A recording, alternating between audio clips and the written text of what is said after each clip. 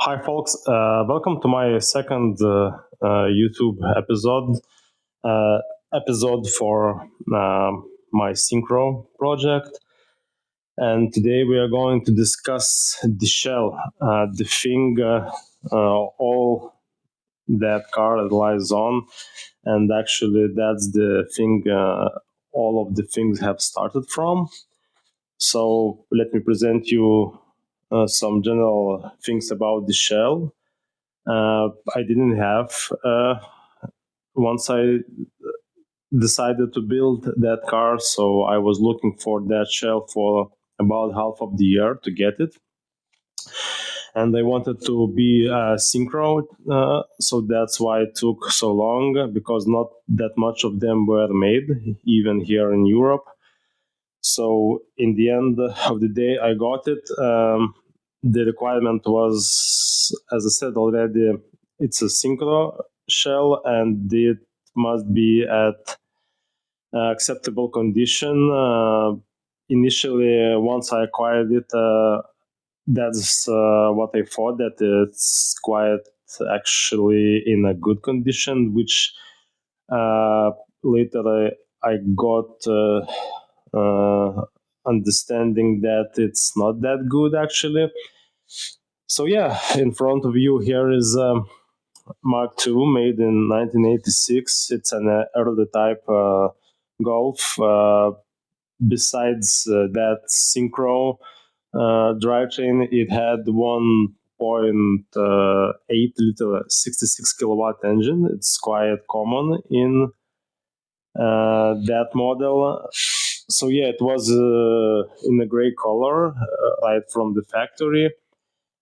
And now let's maybe let me tell you what has happened to that shell once I got it. So I will start from the replaceable parts of that shell. When I was doing inspection for that car I want to acquire, I already saw that all four doors were damaged by rust. All the lower parts of it had holes in there, so I got for all the four doors from the different car. Also, both front wings, left and right, were rusted. It had the major dents and so on. So practically those were not repairable. Also, the rear bonnet was in quite poor condition. So yeah, those are replaceable parts. I was not that interested in these because it's easy to replace them. So for me, it was important that the panels and the shell itself, including floor, side skirts, uh, turrets, and everything, what is inside is at good condition. So here things were better at better condition. The only things I needed to replace from the shell, and if you talk about non-removable parts, those were side skirts. I had cut them somewhere here, there, and there. So it got new side skirts. It also got uh, new rear arches and the rear panel because it was rusted in traditional places applicable for Mark II. So yeah, floor panels were at quite good condition. Um, it just had a couple of the holes in the passenger side where the passenger's legs are lying. So there, and the driver's side as well. But the tunnel, it's different than front wheel drive car. It was in absolutely perfect condition. Trunk floor was at really good condition. I mean, it remains genuinely from the factory there in the rear.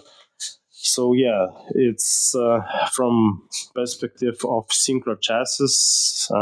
it was absolutely in a good condition. So yeah, what else? I remember the front subframe was absolutely rusted, but here in this project I went with Mark III subframe because I think it allows you to fit VR6 engine in a better way. But for now, maybe let's stick to the shell and what it's going to be look like. I always was, and I'm still a huge fan of OE stuff. Personally, for me, the design of Mark II is perfect, and it doesn't need any whistles to have on to look good. For this project, talking about the visuals and how the car looks like externally, I'm going to stick to early type looks. And as you can see, it already has arches on, very basic Mark II arches, narrow bumpers, early type. Also, what else? It's going to have door trims, that narrow version of door strips. What else? And the thing which is not early type is the front doors. As you can see, those are late type. It has that full and complete window. It has a mirror where the newer type Golfs had, and those mirrors are not even controllable from inside.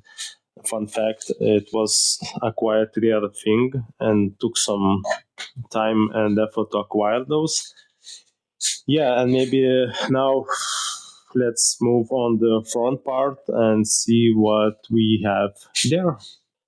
So the front part, the face of this car is also completely headly type, as you can see. Starting from the front grille, it has 7 rows or 6 rows, but it's not 5, as we had on the facelift Mark IIs. Front bumper is narrow type. So yeah, and that thing is that front underneath the spoiler. It came from my very first JTI. I got this part uh, fitted to all of the Golfs I had, so it came from those early days. It's a bit unique thing because uh, that lip, it has air ducts, and that's how it came from the factory. That's OE stuff, and it has those additional air ducts, which brings fresh air to your braking system. Not all of them had those ducts cut out of the factory. So yeah, and the bonnet is still original one, which was on this car right from the factory, I think. And here the whole idea was to save uh, genuine looks of Mark II L type for the front part, and it was a bit of the challenge there because I had fitted engine, I had fitted all of the intercooling and coolant systems in the front without damaging any of the looks. I mean, it was a quite a thing to do because it has not that much of the room left. So yeah, to keep it intact, it didn't come easy, but I managed to do it somehow. So here it is. For me, it's absolutely standard looks of Mark II. Now, I don't know, maybe it's worth to look at the rear part and see what do we have there.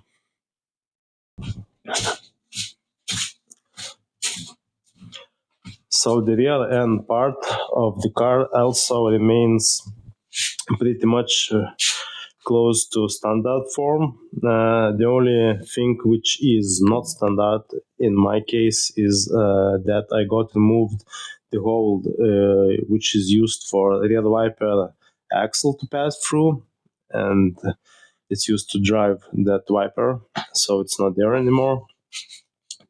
Taillights remain as simple as possible, nothing major, nothing tinted, and so on. Rear badges are not in place because I decided to put these only after I got the paint on. For now, it's would be not that much wise of the thing to do it at the moment. Narrow bumper, no stripe, nothing, very simple. And rear part, rear panel, someday it has been cut somewhere here because it has absolutely rusted the very lower part of it. It actually even got missing it, so it was acquired. That panel was acquired from better condition car and welded back on. So that's how it looks. It's in absolutely in place. It looks pretty much standard, the way it should be. The only one thing which is left for me to think of is the exhaust system. I don't have it yet, but once I will have it, I think about how to make it to look like so it doesn't pop out of the context, and it means pretty much something similar to OE looks. So yeah, that's how the rear end looks like, and I guess that is going to be it for the shell part. I'm not going to dive that deep into details and the effort I made to store it. Only I can say is that took about 1/4 of the time I spent for the whole project, so it's quite a significant amount. It's 1/4 of the all of the time spent on this car. So yeah, it's really demanding. It's less interesting thing to look at.